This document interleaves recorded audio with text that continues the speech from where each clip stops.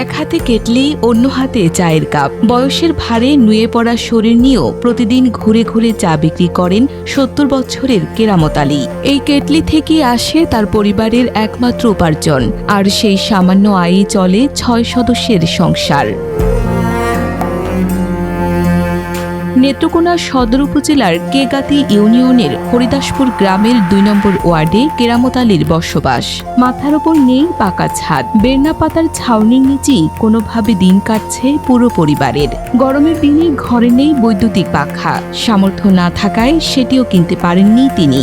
আর বর্ষায় বেড়ে যায় দুর্ভোগ। বৃষ্টির পানি ঠেকাতে না পেরে অনেক রাত ভিজি কাটাতে হয় পরিবারের সদস্যদের। খুব দুর্বল অবস্থা, বয়স ৭০-এর কাছাকাছি। উনি হলো ভেরি বিক্রি করে সিদ্ধি বাজারে কিডনি দিয়ে সাহায্য।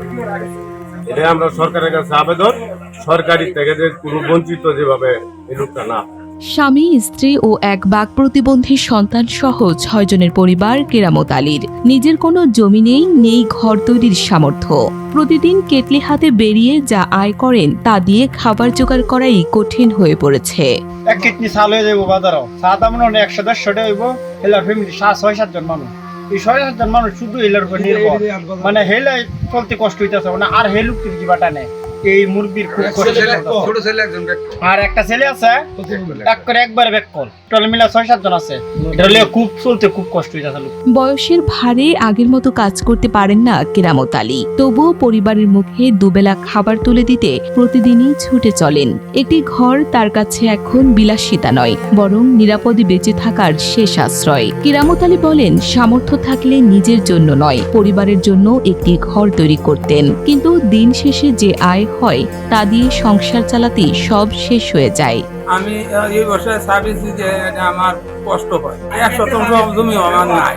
বর্তমানে আমি স্থানীয়রা বলছেন, পরিবারটির পাশে দাঁড়ালে কিছুটা হলেও ঘুরে দাঁড়ানোর সুযোগ তৈরি হবে। একটি ঘর পেলে অন্তত ঝড় বৃষ্টির মধ্যে তাদের কষ্ট করে রাত কাটাতে হবে না। স্বামী চা বেছে আমরা কিন্তু আয় উত্তর নাই যা এবারে খায়া করছি দিন যা আমরা কিন্তু ব্যবসা পাতা হয়েছে না, আর আমরা কিন্তু সরকারতে কিন্তু চা পাই না। একটি কেটলি দিয়ে ৬ জনের সংসার চালানো কেরামত আলীর কাছে তাই এখন সবচেয়ে বড় চাওয়া একটি নিরাপদ ঘর।